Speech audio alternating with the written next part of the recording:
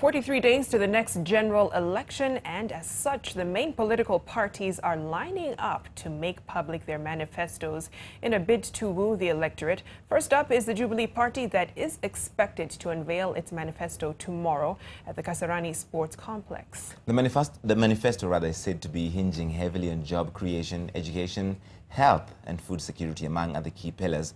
Gladys Gachanja looks through the list of what to expect tomorrow and if at all Jubilee has lived up to any of its promises from the last 5 years.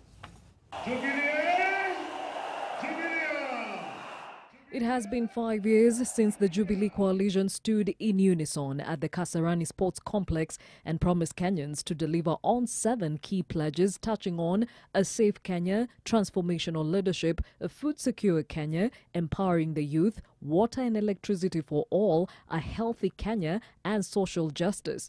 With the general election around the corner, the Jubilee coalition, now Jubilee Party, will be returning to the same venue with more or less the same script, similar cast. On the 2017 manifesto list is food security. Here, the party intends to boost agricultural production as well as increase arable acreage through irrigation. Although the government has played a key role in reviving the ailing Mumias Sugar Company, the government was caught flat-footed by the ravaging drought that affected most parts of the country, resulting to massive losses of livestock, crops and, in some cases, lives. The ripple effects of the drought have been felt on the ground, with the latest being a scarcity of maize in the country that has in turn translated to lack of unga on the shelves. There are lessons which have been learned, there are mistakes which have taken place. The other pledge making the list on the manifesto is health, where Jubilee promises to continue giving support for maternity and maternal health. The party also promises to roll out free medical cover for citizens above 70 years. Kenyan mothers have enjoyed the introduction of free maternity and maternal health care, with the number of deaths during childbirth reducing significantly. In the same breath, the health sector has also witnessed the most strikes during the Jubilee administration, with the longest strike being that of doctors that lasted 100 days. The nurses' strike is ongoing and clinical officers are threatening to go on strike in the coming days. Job creation makes it to the manifesto list. Here, the Jubilee Party targets to create lots of jobs for the youth, including an 18-month internship program for TVET and university graduates. All this in greater partnership with the county governments. This is what replaced the 2013 pledge to build industrial hubs in all counties with workshops and ICT facilities.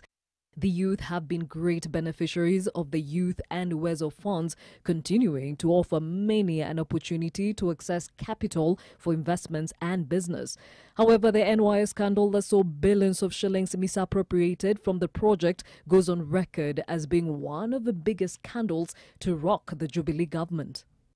Education is a key pillar in the Jubilee 2017 manifesto, where the party plans to launch the free secondary education program from January 2018.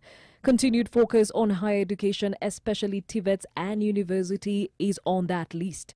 Those free laptops to every Class 1 pupil promised by the Jubilee coalition in 2013 were reduced to tablets, with the gadgets currently only available in selected schools across the country. The party is also focusing on the expansion of school infrastructure to ensure secondary schools have the capacity to accommodate more students. When we ensure that every child born in this country who is in primary school goes into high school, that will be transformative.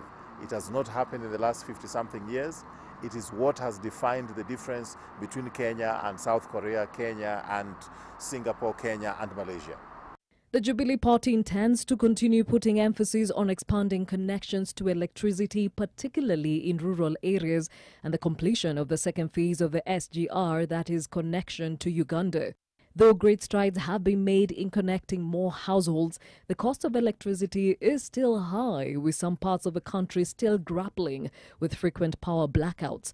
The first phase of the SGR project from Mombasa to Nairobi has been completed and already news amidst criticism of being overly expensive.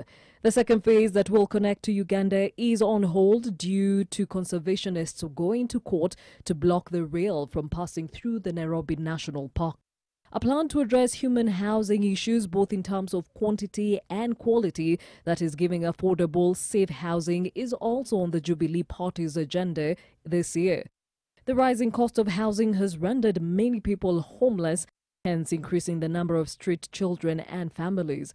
The increase of urban dwellers has also reflected on the need to increase housing, and with it, the need to address perennial water shortage, especially in the capital city. Lack of clean water has left many susceptible to waterborne diseases, such like cholera. The Jubilee Party intends to continue making government services more accessible to all Kenyans and also making the government more accountable to Kenyans.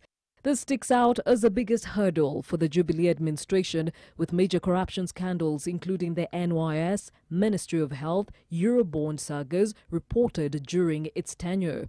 These cases, among others, have put Kenya on the map as being one of the most corrupt in the world. However, the Huduma centers set up by the administration have brought services closer to the people and increased access to government services, a far cry from the past. 7 pledges are what the Jubilee Party is articulating to the electorate against the performance of a similar 7 from the 2013 Manifesto. Gladys Gachanja, NTV.